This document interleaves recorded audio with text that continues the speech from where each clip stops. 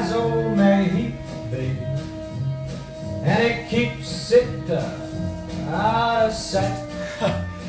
You know, When that shark you might think a little strange that I opened my second podcast to Mac the Knife. Not that any of you actually know who that is. But when you're 3-1, when you're scoring an amazing amount of points, that's how you do your intros. Welcome everybody to your Fantasy Blitz podcast, part 2.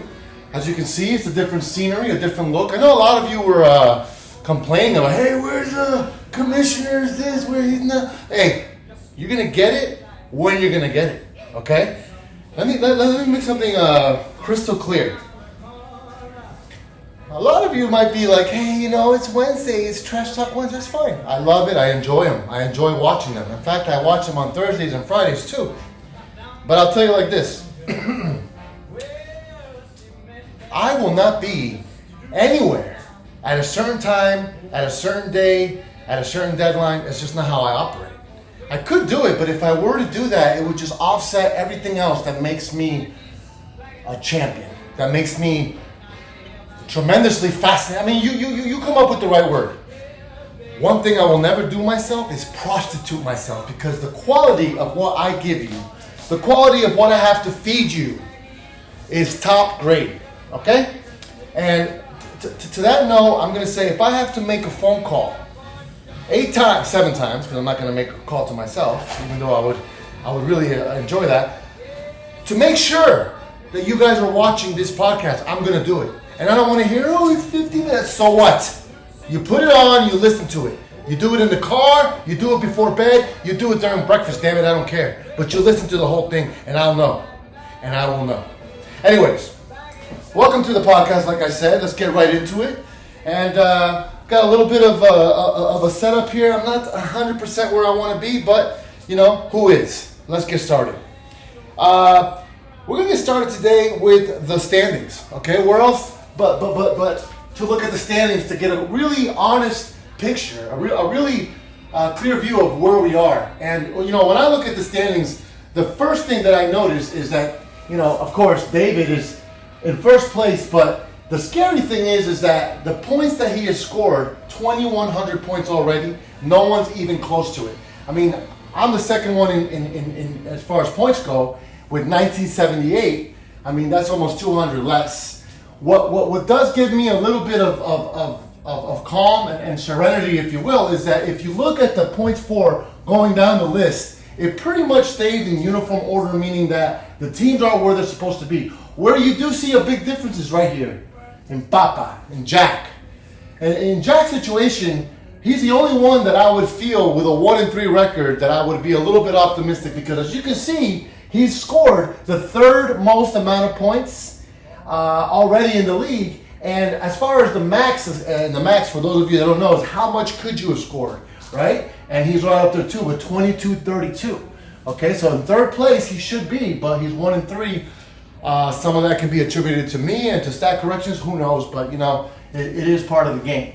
So as we follow down the list, we see Seth, 3-1. We got a big matchup this weekend. 3-1 team, 2 3-1 teams. There can only be one winner there. And then you have the start of our mediocrity, which is Dan at 2-2, Terminator Ortiz at 2-2, and then Jack, we just talked about, 1-3, and then Christian 1-3, and then the only guy who has not won anything yet, Jonathan at 0-4, again scoring the least amount of points, and you know, outside of Christian, who's also hurting with his max, the maximum points that Christian could have scored would have been 1934. He's well below that at 1777. But hey, I see 3 sevens. Maybe some good luck coming your way. But here's Jack. Jonathan with 1979. You know, showing that his team couldn't score even if they wanted to. So there you have it. It's pretty cut and clear there. Cut and dry, whatever it is. English is my second language. I think I'm doing pretty good considering. But you know, as it is right now, if we were to look at some of the more important things moving forward, let's look at the fog. I mean, let's look at this big giant goose egg right here. Jack, already at 0. What in the world are you doing? Everyone else has been pretty stingy. I can say that myself. I'm at 201. I paid top dollar for a guy and then I dropped him the next day. So obviously not managing my money the best way I can. But you have a lot of guys still in the 700. So Ortiz, Dan, Seth hasn't spent $1 yet, $750. And then you have Jonathan already spent over $200. Looks like it hasn't really done you a whole lot of good. Anyways, so there are the standings. Keynotes to take away from it. David out in front by a ton, and Jonathan way down here. I just think it's so fitting that he has the Dolphins logo to go with that 0-4.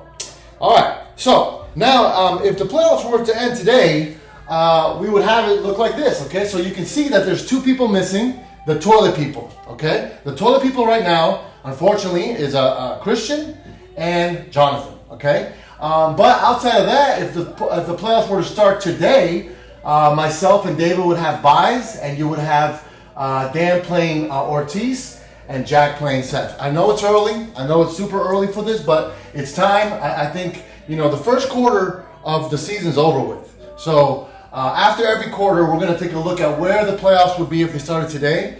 And so you have that now. Again, those first round byes, hugely valuable, especially as hopefully some of the teams in the standings get a little bit tighter.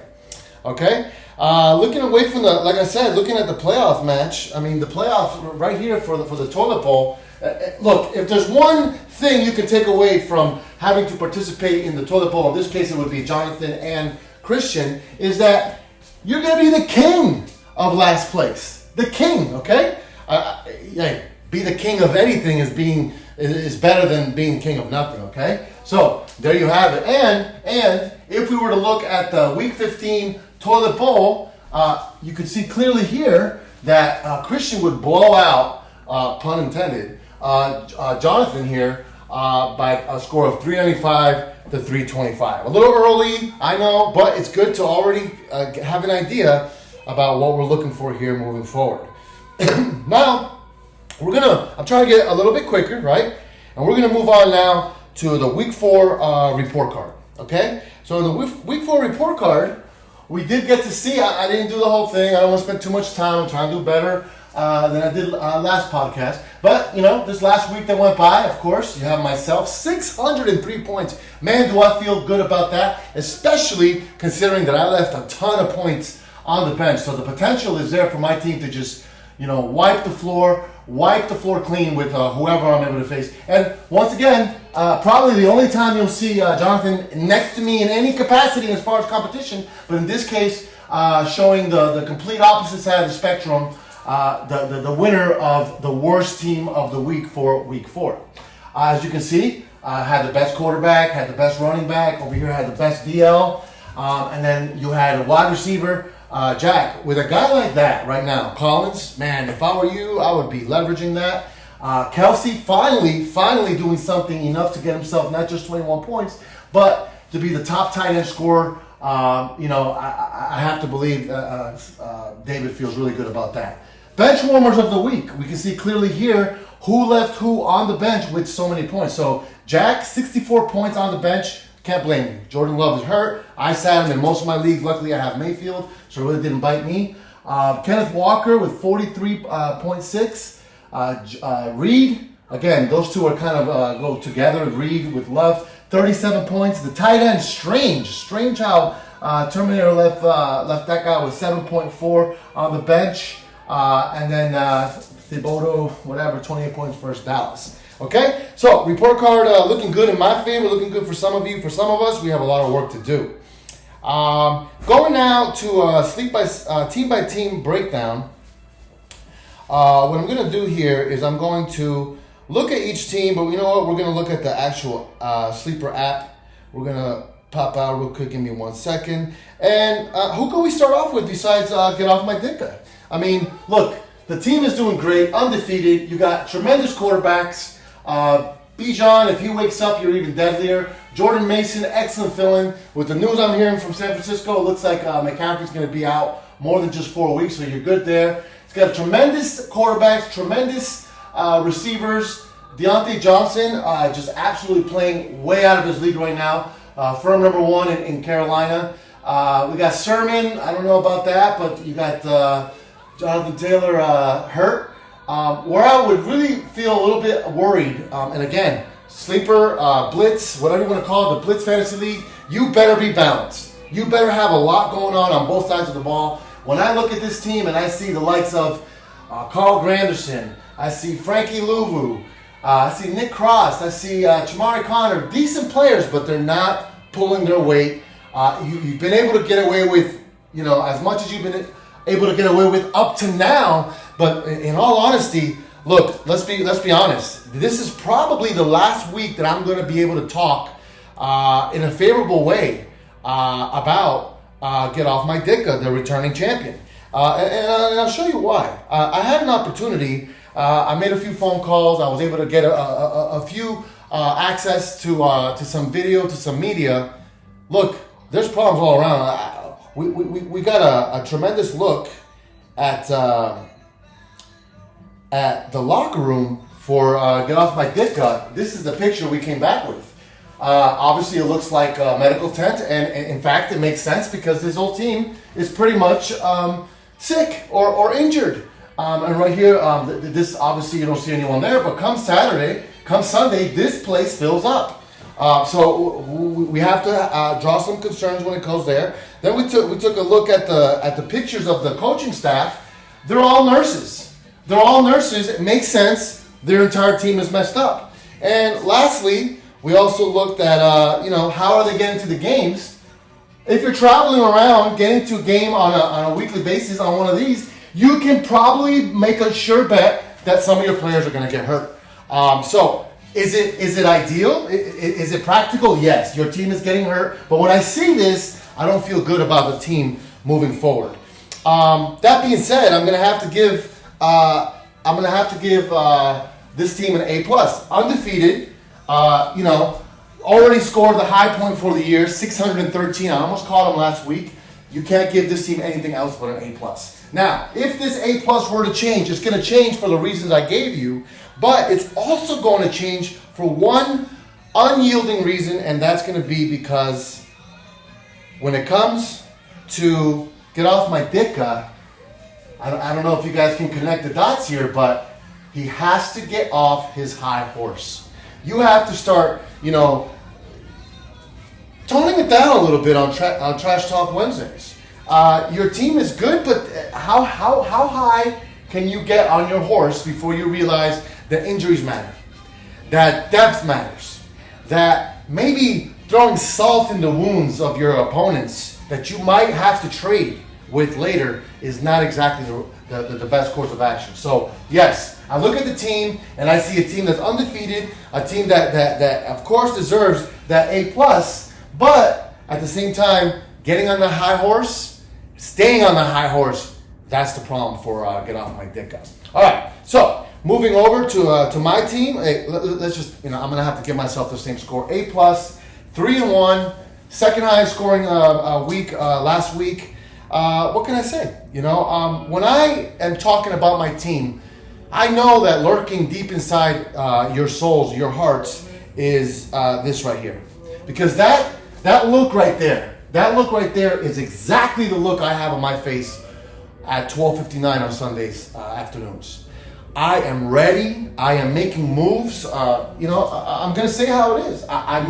You don't take Tyreek Hill out and substitute Jennings if you're not feeling like that inside. You got to have courage. You got to have balls. And that's one thing that this guy, and that's one thing that my offspring, Sebastian, we have big ones of those, okay? So when I look at my team and I see this, I see this right here as a potential, that rage and vengeance, that kind of appeal, that kind of fear that I'm feeling right now as I look at this. I know you guys have it in you, and watch out. Watch out. I've said it before. I'll say it again. I'm winning this whole thing. I'm winning this one and the other 5 leagues I'm in. And I might just retire after that. But when you ask yourself, well, what makes this team special, or what makes the manager of this team special, I'll put a few out there. I'll put a few examples out there. I'll tell you like this: I could pick up this phone right now and I can make a call to my mother-in-law, and she will be happy to hear from me. That's not something that's normal. Usually, when it comes to mother-in-laws, you have your stereotypical hate relationship. Not me. I'm going to show you right now. This is what I look like with my mother-in-law. Okay? Take a page out of that. Okay? That's how I make my mother-in-law feel. All status quos, they don't pertain. They don't fall in line when it comes to me because I'm just different. I'm just different. That's what I've been trying to tell you guys this whole time. Okay? Now, that's how I make my mother-in-law feel. But I ask myself, how is this possible? How do I have such a wonderful relationship with my mother-in-law? Well, when I tell you, this is what I look like. This is what I look like on one of my better days. And she's also my hairstylist. How could you not have a great relationship with your son-in-law when he looks like that? I mean, anyways, moving forward, I'm going to have to say that not only do I look like that, that's why I play like this on my fantasy, but here's what I make. Look at what I make. I make this beautiful looking girl, and I made this beautiful looking guy. Let me stand over here so you can see me. I'm right over here. But I get along with my mother-in-law. I make beautiful kids. I'm blessed. What can I say? But you should think of those things when you think of me, especially if you are matched up against me. So once again, for that reason and many more, I'm going to give myself an A+. All right, moving now to Seth.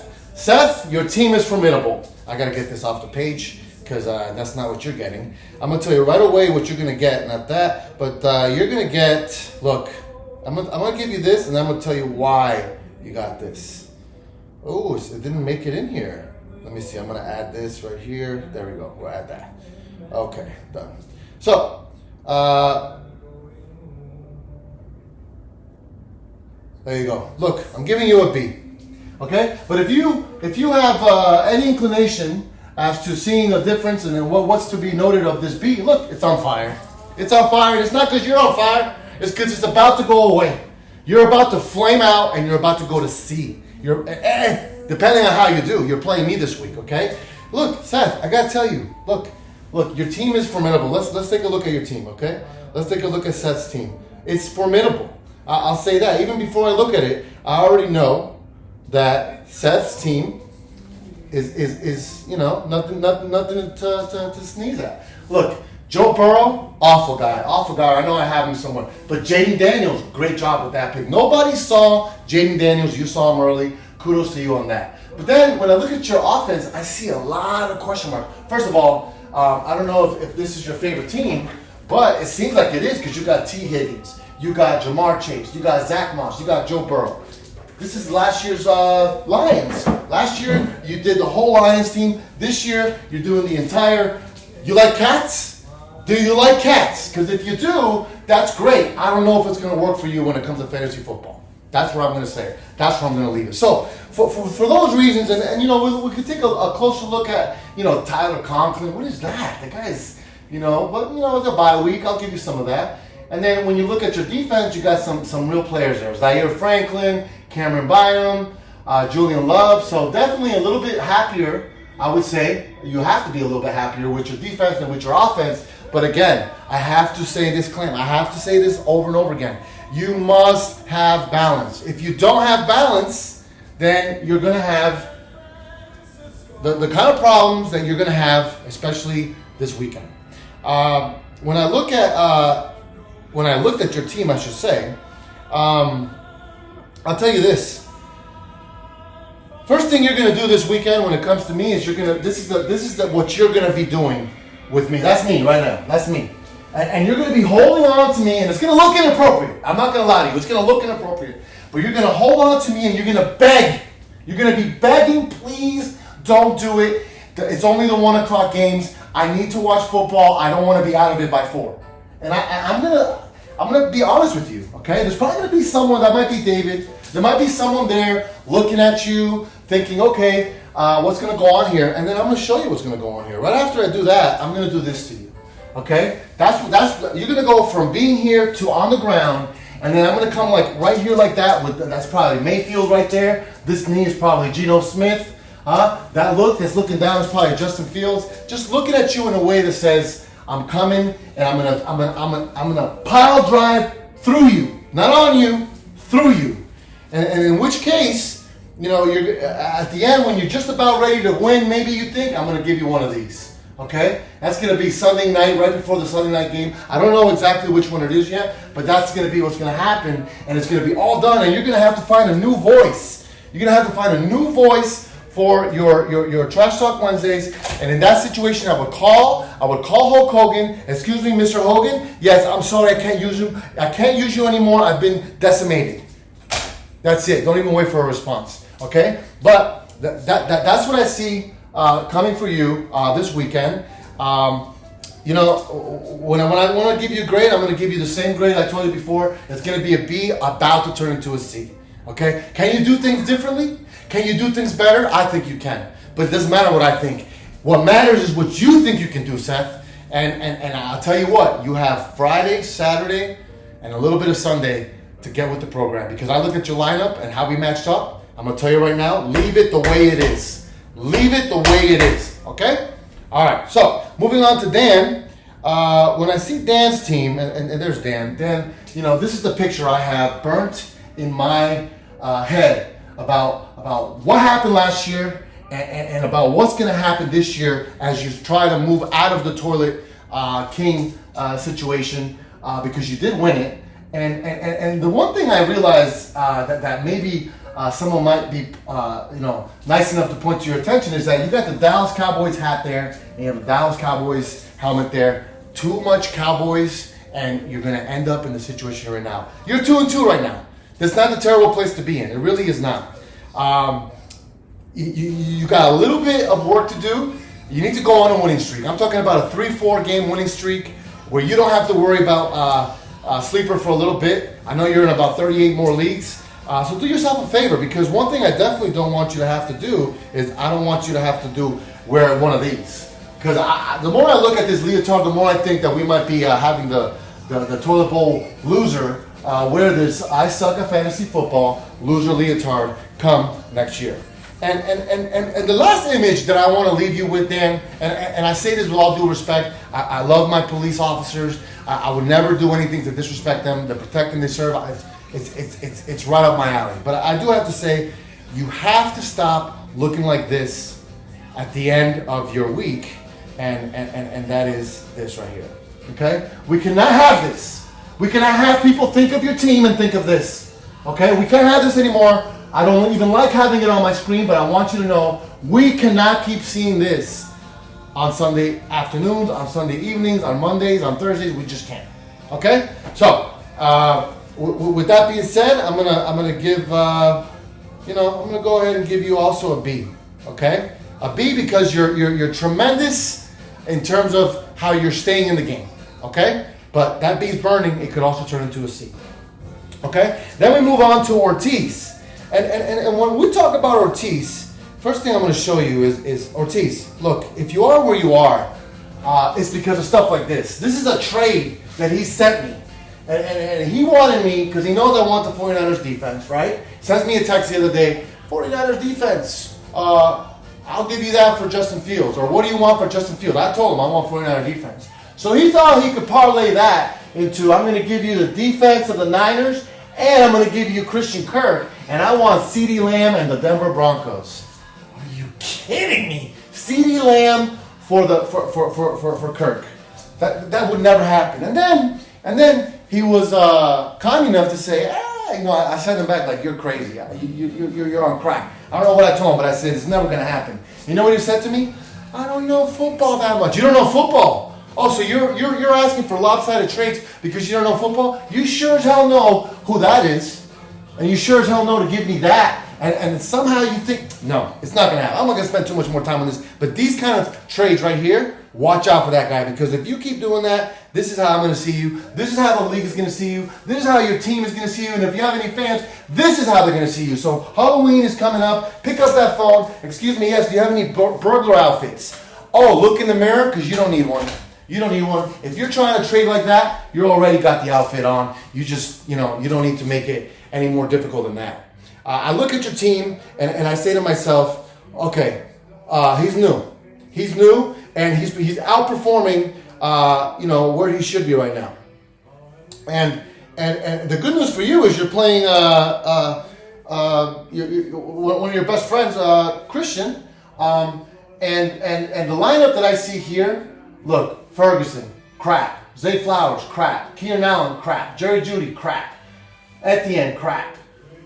I mean, if you have a lot of crap, I should put a bunch of crap here for you. You got the Niners defense is great. You got the best kicker, great. You got Kirk, not CeeDee Lamb.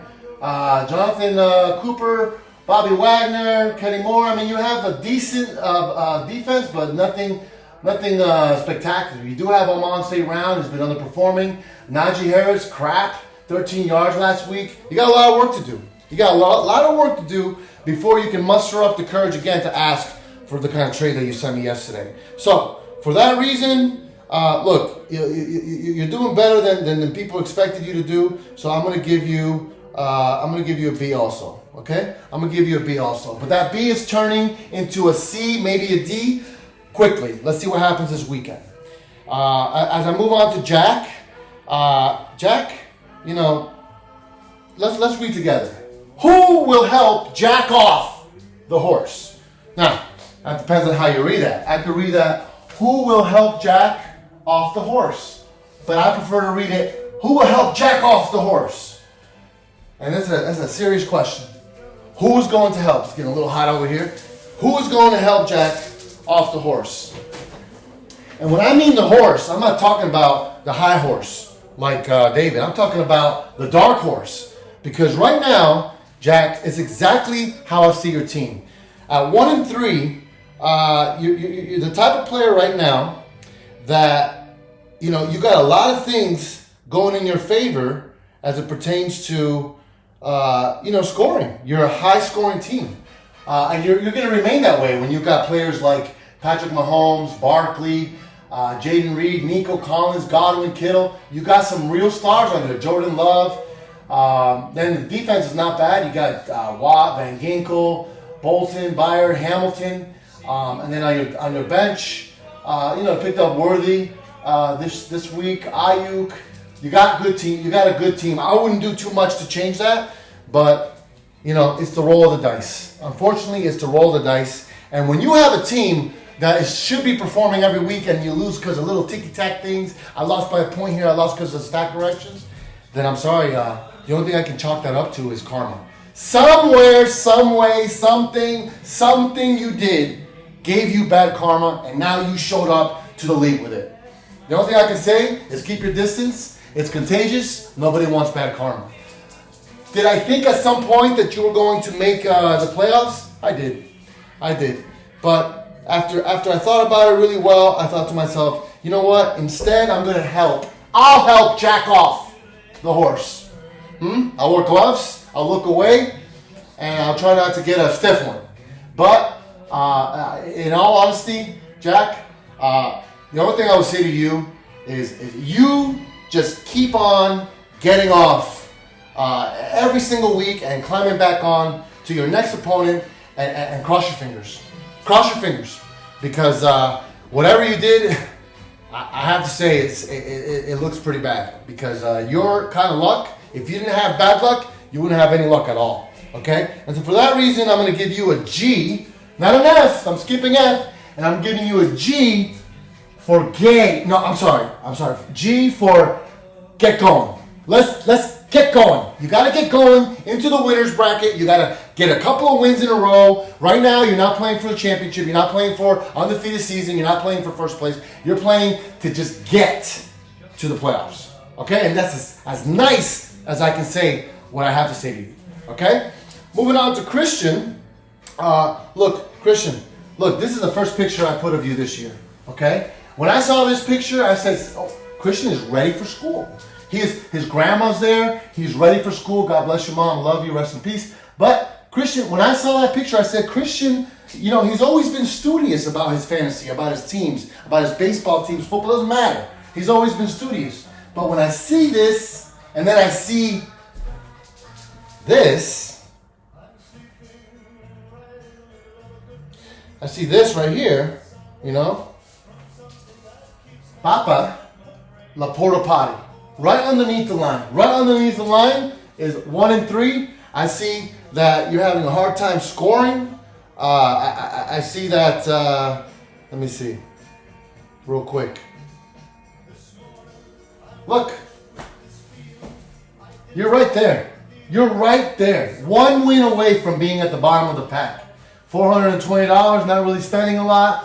1777. I mean, that is honestly unacceptable. And you gotta get your ducks in a row. You gotta make some calls.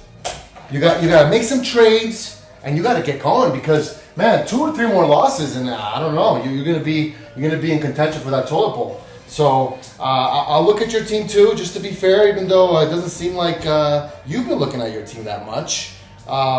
But, you know, I look at your team, and again, once again, I've always told you, you name your team Laporta Potty, you're going to play like crap.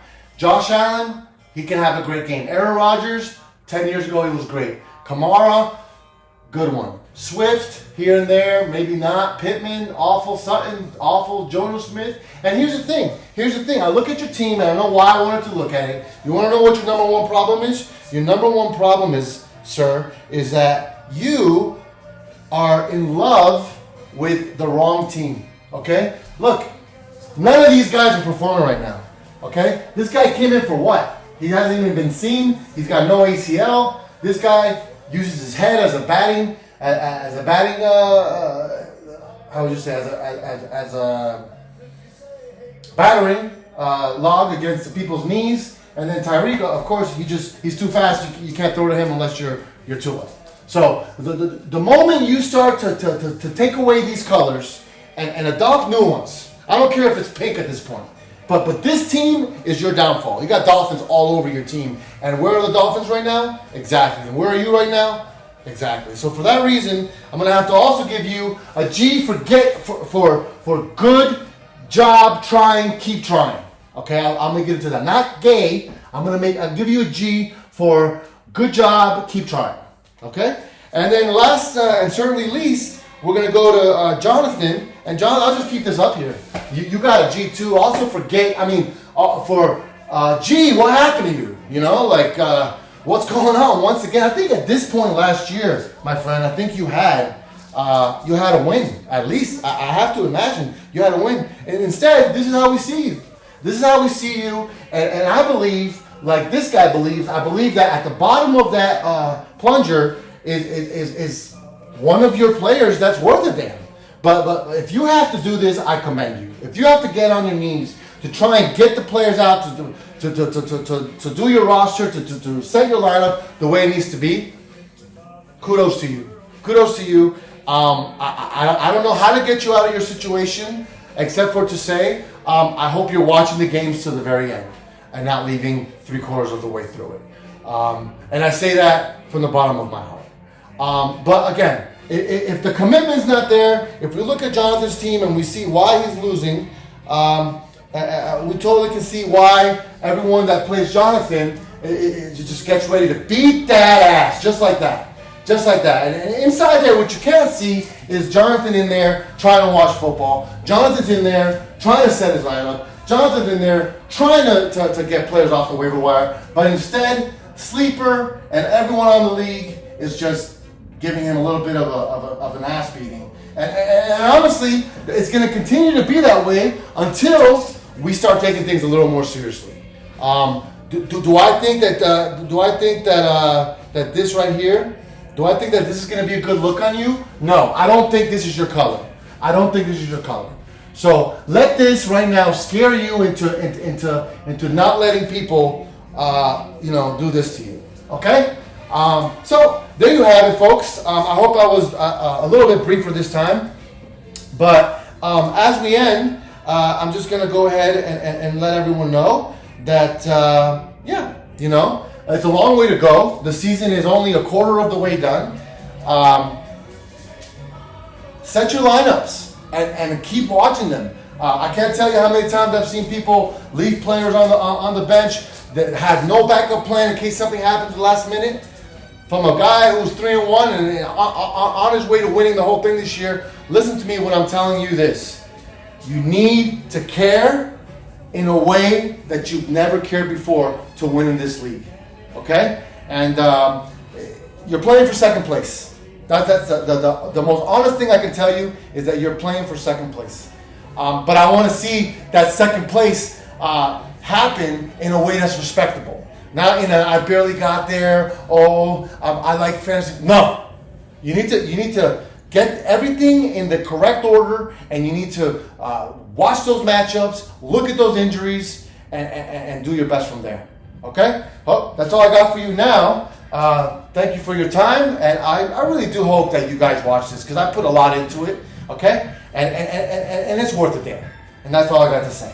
All right? So, for your Fantasy Football Week 4 podcast, this is your commish signing out. Good luck to you guys. See you next time.